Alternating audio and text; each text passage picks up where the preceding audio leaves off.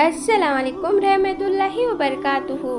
मेरे प्यारे भाई और बहनों, अल्लाह का इनकार करने वाला शख्स मरने के करीब होता है और दुनिया से उसका रिश्ता ख़त्म होने लगता है। तब उसके पास निहायती ताकतवर फरिश्ते आते हैं। उन फरिश्तों के पास आग का लिबास और गंधक की कमीज होती है। वो शख्स जब उसकी रूह निकलती है तो ज़मीनों आसमान के दरमियान वाले फरिश्ते और तमाम आसमानी फरिश्ते उस पर लानत भेजते हैं और उस पर आसमानों के दरवाजे बंद कर दिए जाते हैं। हर दरवाज़ा नापसंद करता है कि वो उसमें से गुजरे।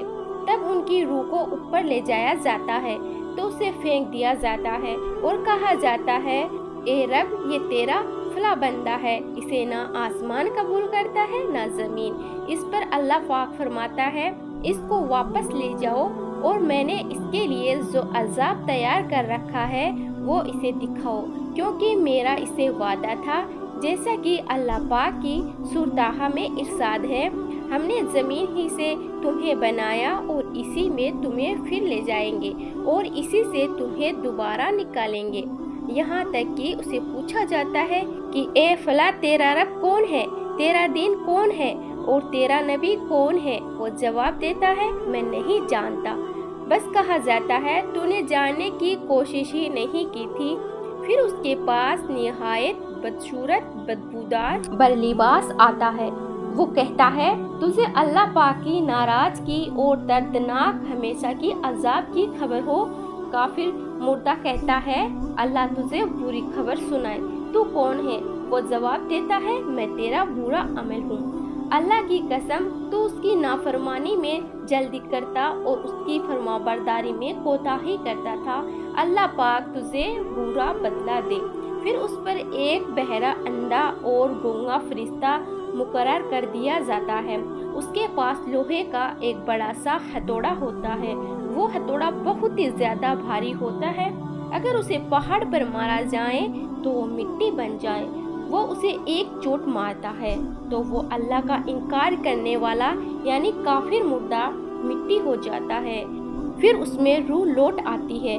फिर वो उसकी आंखों के दरमियान एक और चोट मारता है तो जिन के अलावा जमीन के तमाम मखलूक उसे सुनती है। नाजरीन, उसके बाद फिर एक निदा देने वाला निदा देता है, इसके लिए आग की तख्तियां बिछाओ और जहन्नम की तरफ एक दरवाजा खोल दो। बस इसके लिए आग की 2 तख्तियां बिछाई जाती है और जहन्नम की तरफ एक दरवाजा खोल दिया जाता है। हुजूर नबी पाक सल्लल्लाहु अलैहि वसल्लम का फरमान जन्नत इरशाद है, मोमिन अपनी कब्र में सरजगबाग में होता है। उसकी कब्र 70 गज कुशादा और मुनव्वर हो जाती है, यहाँ तक कि 14वीं के चांद की तरह हो जाती है। और क्या तुम जानते हो कि ये आयत किसके बारे में नाजिल हुई है?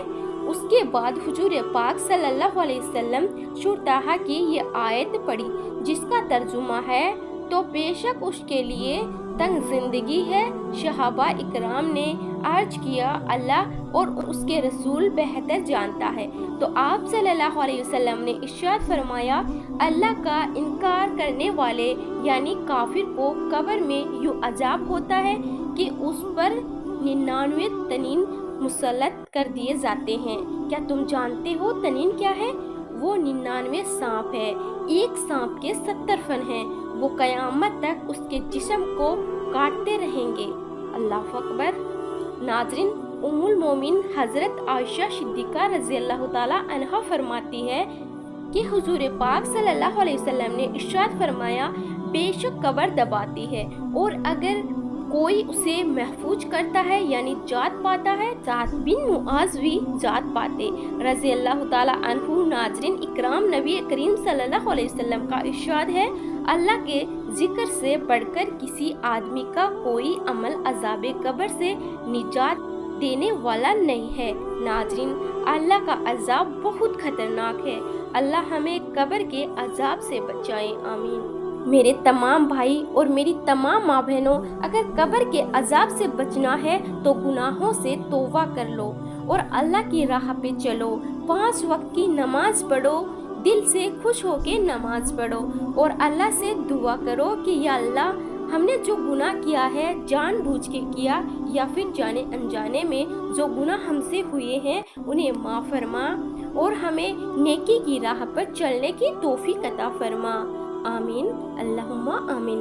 تو ناظرین، آپ سبھی سے میری گزارش ہے اس ویڈیو کو زیادہ سے زیادہ شیئر کریں تاکہ یہ ویڈیو ہر مسلمان بھائی بہن تک پہنچ سکے۔